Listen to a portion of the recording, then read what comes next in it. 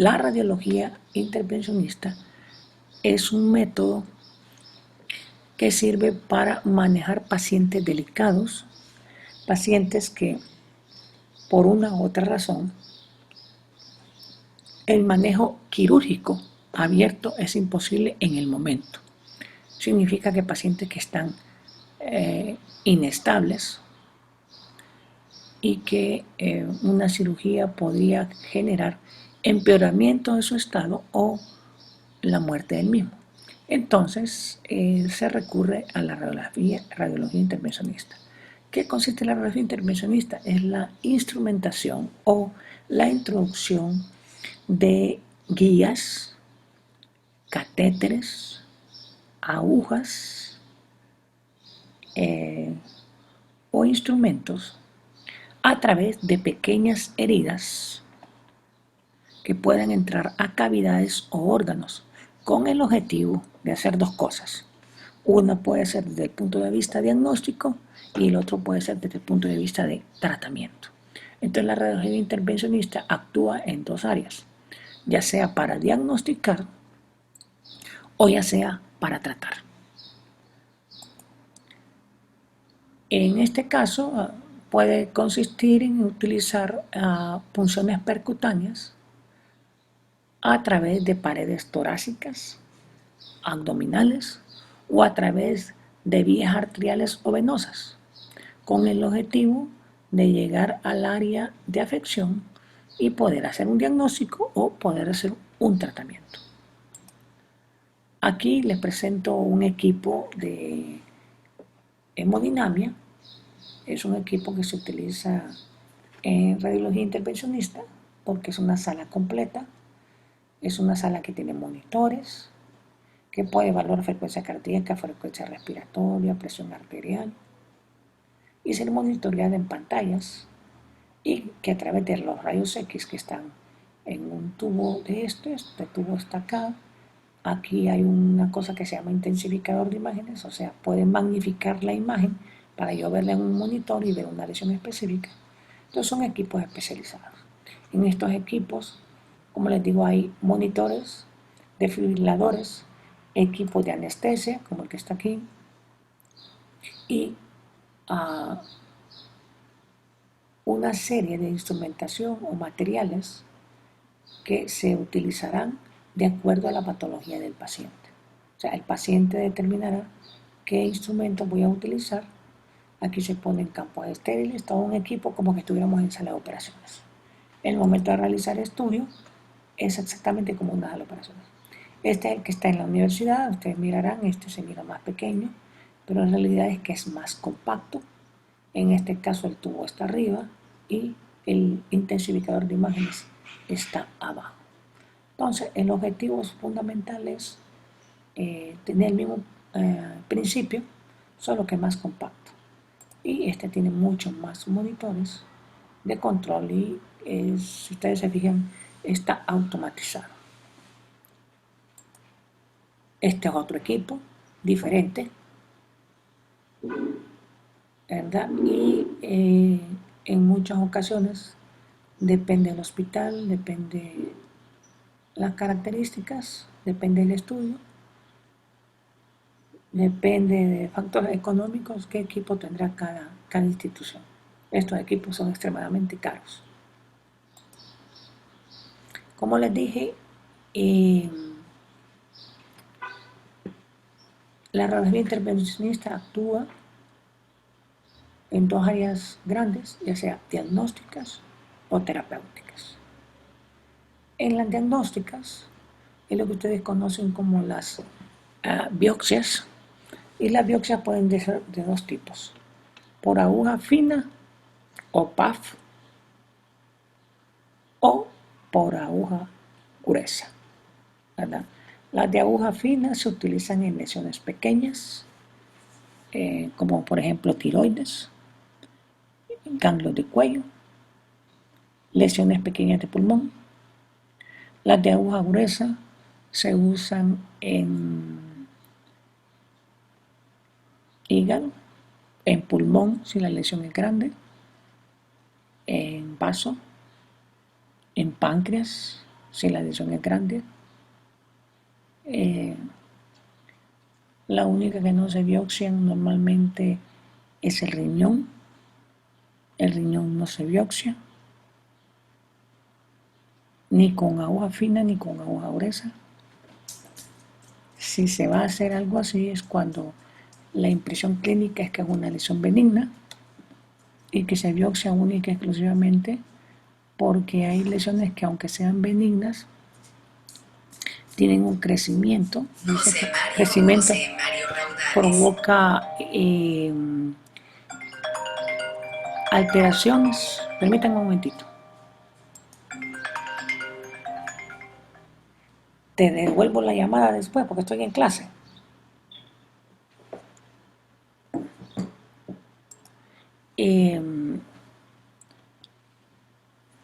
Si son benignas, el crecimiento provoca compresión de estructuras.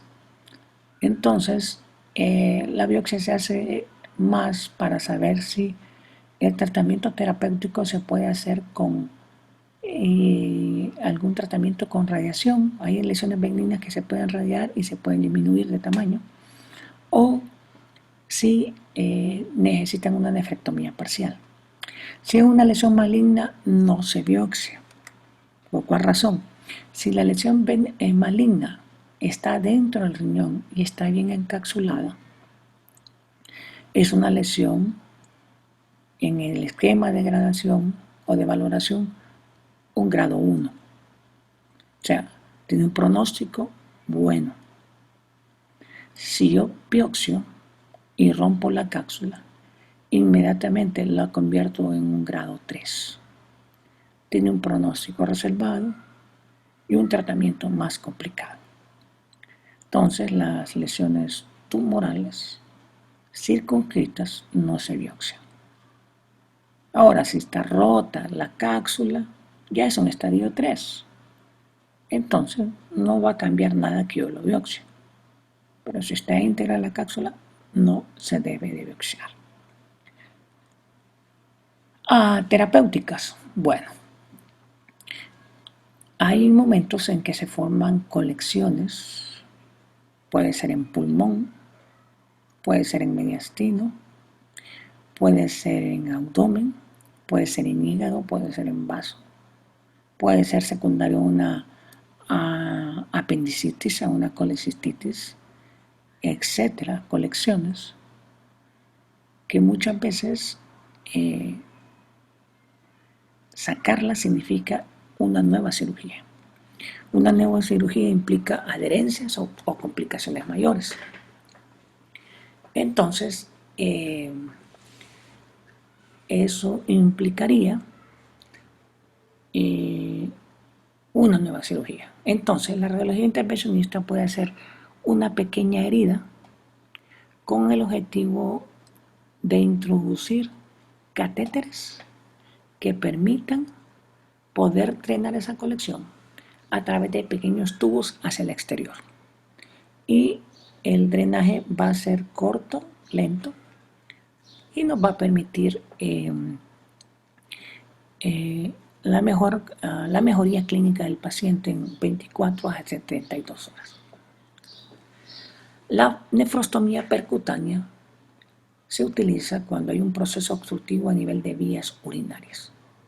Esto puede ser a nivel distal como obstrucción de vejiga por próstata,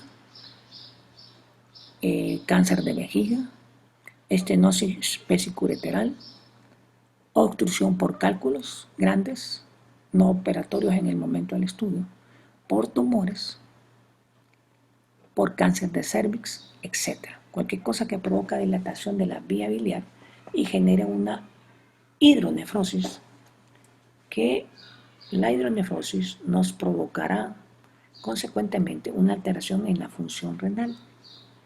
Y esa alteración en la función renal tampoco permitirá tratamientos con quimioterapia en los pacientes. Entonces, en muchas ocasiones hay pacientes con cáncer que no pueden ser manejados con quimioterapia porque tienen alteración en su creatinina. Entonces, al colocar o introducir un catéter en la pelvis renal y empezar a evacuar la orina, la creatinina va disminuyendo a formar niveles normales y permite iniciar un tratamiento con quimioterapia. O reducción de la hidronefrosis mientras se trata la afección primaria. Ablación por radiofrecuencia. Esto no lo usamos frecuentemente aquí en nuestro medio, en otros países sí. Se trata de introducir agujas directamente a lesiones neoplásicas, por ejemplo, un cáncer de páncreas. Se introduce una aguja dentro de la lesión tumoral y a través de esa aguja, que es hueca, se introduce un radiofármaco. Este radiofármaco entra directamente al tumor y provoca reducción tumoral para posteriormente permitir una cirugía abierta. No es lo mismo operar un cáncer de páncreas de 1 centímetro a uno de 3 centímetros. Es más, una lesión tumoral pancreática mayor de 3 centímetros no es quirúrgica. ¿Por qué? Porque compromete mucho tejido y compromete estructuras adyacentes, sobre todo las vasculares. Negrólisis de los plexos. Ok, cuando tenemos pacientes terminales con dolores agudos que no pueden ser manejados, ya que la utilización de medicamentos opiáceos o morfina solo se pueden utilizar cada 6 horas. Y en estos pacientes el tratamiento con esos medicamentos solo quita el dolor por 15 minutos. Significa que en 24 horas el paciente solo 1 hora no tiene dolor, de ahí 23 horas con dolor. Entonces, en muchas ocasiones, como tratamiento paliativo para el dolor, no para la enfermedad, se vuelve a introducir, si fuera un cáncer de páncreas terminal, se vuelve a introducir esa misma aguja que hablamos antes, pero en vez de meter el radiofármaco, se va a meter más profundamente hasta llegar a los plexos nerviosos. Y en los plexos nerviosos se administra alcohol al 90%.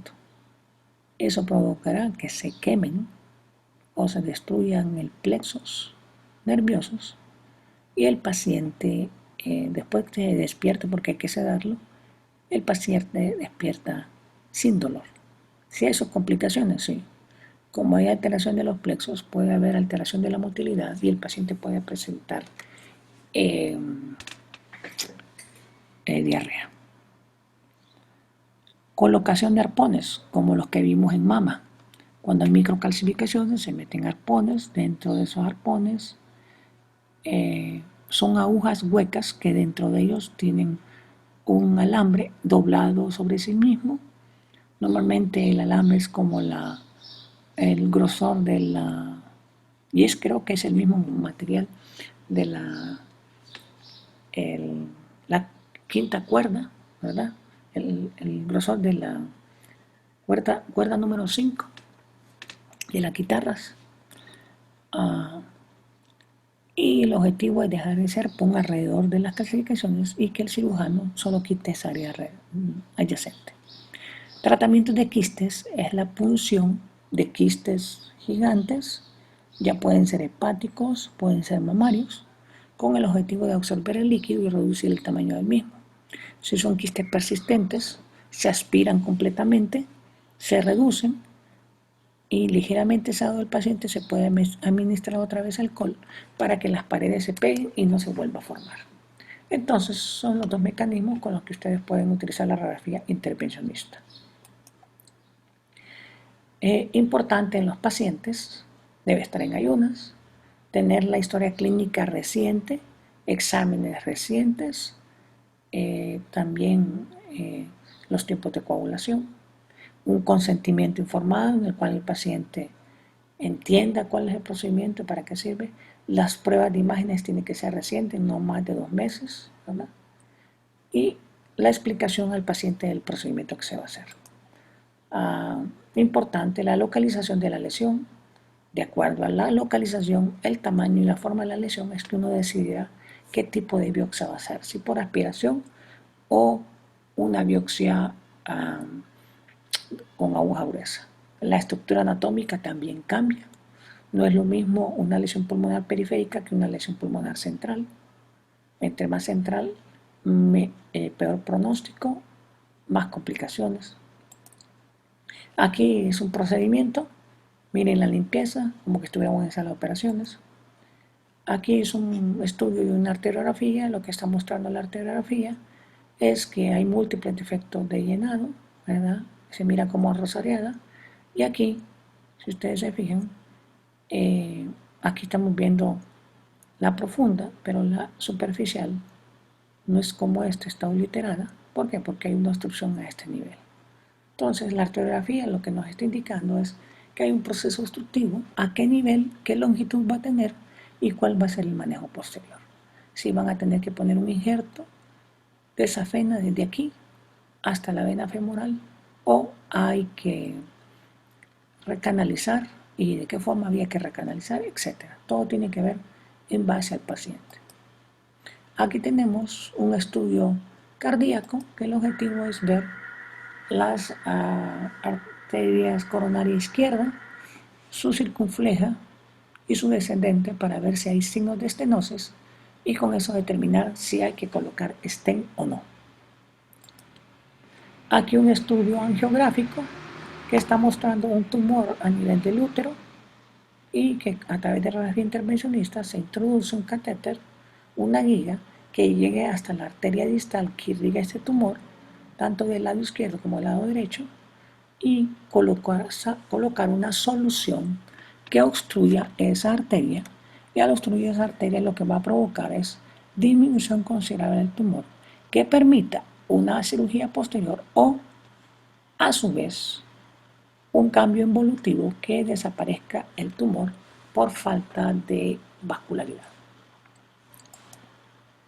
Aquí aneurismas que se pueden diagnosticar con una arteriografía, determinando que este es uno de mejor pronóstico porque es pediculado. Ustedes pueden poner una cirugía externa y poner un clic acá o introducir a través de radiología intervencionista, llegar el catéter acá y introducir un alambre especial que se enrolla sobre sí mismo y tapa la cavidad. En este es favorable, en este no, ni externo ni interno, porque si ustedes pinzan aquí, pinzarían hasta acá y pueden provocar obstrucción, lo mismo acá. Entonces, las dos, externa e interna, se pueden hacer un pediculado. En uno fusiforme como este tiene mal pronóstico. Una lesión hepática como un hemangioma. Hemangioma es una alteración vascular congénita. También la arteriografía, el objetivo es llegar hasta los vasos, obstruirlos y disminuir el tamaño del tumor para que no tengan que hacer una hepatectomía parcial, porque la operación de estas lesiones pueden provocar sangrados severos. Las biopsias, como se los dije, depende de la lesión, la localización. Aquí estamos haciendo una biopsia por aspiración en una lesión paravertebral y aquí en una lesión pancreática pequeña. ¿Por qué no hacemos truco? Porque hay vasos y los vasos con la truco se pueden romper y podemos complicar al paciente. Entonces, con aspiración podemos hacer el estudio. Aquí en este caso estamos haciendo una biopsia de una lesión renal que no es maligna, pero que sus características sugieren que es una lesión benigna de las que se pueden malignizar. Permítanme un momentito. Aló, buenas tardes.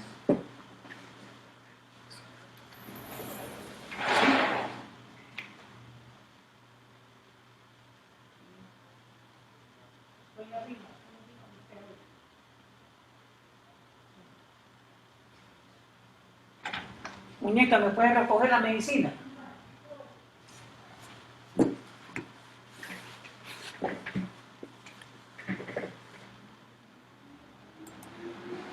Entonces, esta lesión hay que hacer una biopsia por aspiración, no vamos a hacer truco, por lo que ya les dije. Entonces, lo primero que vamos a infiltrar es la pared, ¿verdad? Anestesiarla completamente, la piel, el músculo, para introducir una aguja de biopsia, que es esta,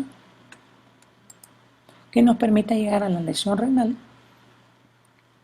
¿verdad? Que no tiene una pared, no tiene una cápsula definida, aparenta ser benigna, pero como no tiene bordes definidos, existe la posibilidad de que pueda malignizar, que pueda ser un angiomiolipoma, que pueda ser una lesión extrarrenal, etcétera, etcétera. Entonces aquí la punción va a sacar tejido y lo va a enviar hasta aquí está introducido, aquí están aspirando, sacando tejido, y las laminillas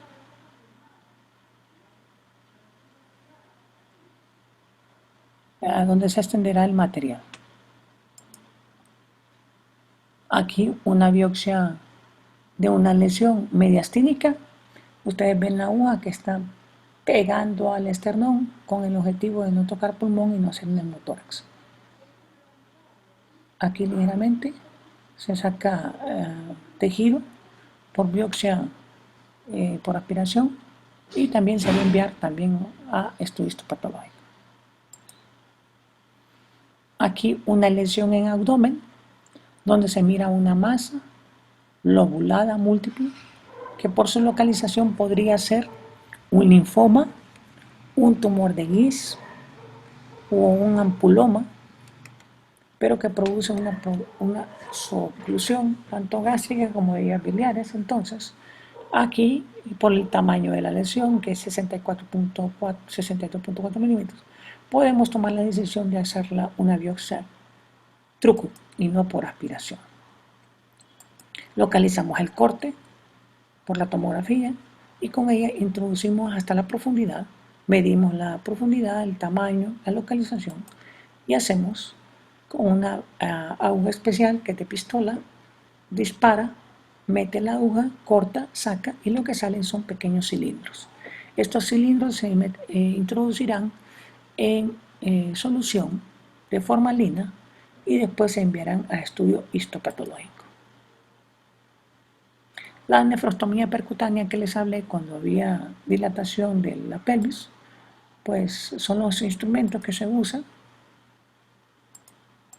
Y aquí se está introduciendo la aguja, se está colocando al paciente boca abajo, con el tomógrafo se localiza el lugar específico donde se introducirá la aguja.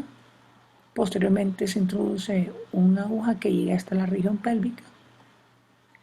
Posteriormente se llegan a introducir, miren, aquí está saliendo la aguja, está saliendo orina, pero es una orina amarillenta, significa que está sobreinfectada, ya significa que este paciente hay que darle antibióticos. Y después se introducirán una serie de catéteres que culminarán, este es un catéter, que culminarán con un catéter especial que se llama cola de cochino, o sea, enrollado, que queda en la región piélica, y que en la región piélica queda fijado y posteriormente la orina que concentra este riñón saldrá hasta el catéter colectándose en una bolsa que se coloca en la pared y aquí está la orina, ahorita está sanguinolenta y al llenarse de orina se vacía constantemente y con esto estamos valorando el volumen de orina y haciendo que el paciente tenga una mejoría clínica desde el punto de vista funcional. Aquí el líquido que se mandó a citoquímica porque estaba sobreinfectado. Esta es una paciente de 33 años con un diagnóstico de colangiocarcinoma, pero que clínicamente la paciente tenía un buen estado, por lo cual se le hizo un diagnóstico percutáneo, introduciendo una aguja en la vía biliar, se administró material de contraste y lo que obtuvimos fue una imagen de estenosis focal de la confluencia de las vías biliares, pero conservación del colédoco y del cístico. Esto, su forma y sus características, estenosis lineal, no irregular, no deformante, nos hace considerar que no se trata de un colangiocarcinoma, sino que una enfermedad estenótica autoinmune. Una de las primeras a considerar es lupus Y esta paciente al final se le hicieron todo un perfil y tenía un lupus. El pronóstico sigue siendo malo porque la localización de la estenosis genera mucha dificultad. Y esta paciente en 2-3 meses va a tener una cirrosis. Las complicaciones dependen de la localización, hematomas o sangrados, infección, si no se usa una buena asepsia, y que el equipo o el técnico que estaba con el radiólogo no haya posicionado adecuadamente por la escala en la tomografía y funcione en un lugar que no es el adecuado. En tórax, neumotórax, hemoptisis, hemorragias, estos son raros, pero pueden ocurrir. Embolias, no he visto una yo. Hemoptisis sí, he tenido un caso nada más. Y neumotórax solo he tenido 3 casos. Las complicaciones como en cualquier procedimiento, infección, perforación, pancreatitis. Ojo, las biopsias de páncreas a veces se vuelven un poco complicadas porque aún aunque sea una tumoración, en algunas ocasiones algunas biopsias han provocado pancreatitis, pero no es lo más frecuente. Las conclusiones es que hoy por hoy la radiografía intervencionista está siendo bien utilizada y ha ayudado a el manejo de una cantidad de pacientes que mejoran clínicamente en 72 horas. He tenido ahorita recientemente 2 apendicitis complicadas con formación de colecciones en fosa ilíaca derecha que no han querido reintervenirlas y les he colocado un catéter con drenaje externo y el cuadro clínico, fiebre, dolor y todo ha mejorado en 48 horas y los pacientes una semana después están saliendo de los hospitales en buen estado general. Entonces, el objetivo al final es dar la mejor posibilidad diagnóstico de tratamiento a un paciente. ¿Preguntas?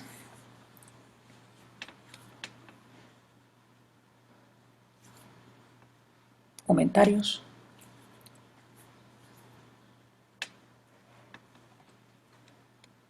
¿Dudas?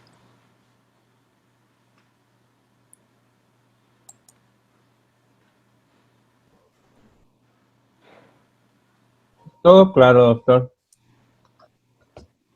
¿Los demás? ¿Todo claro? Sí, doctor. Sí, Sí, doctor. todo bien. Bueno, entonces nos estamos viendo el día de mañana, si Dios lo permite. Para mañana entonces solo sería la columna cervical, doctor. Mañana sería columna cervical.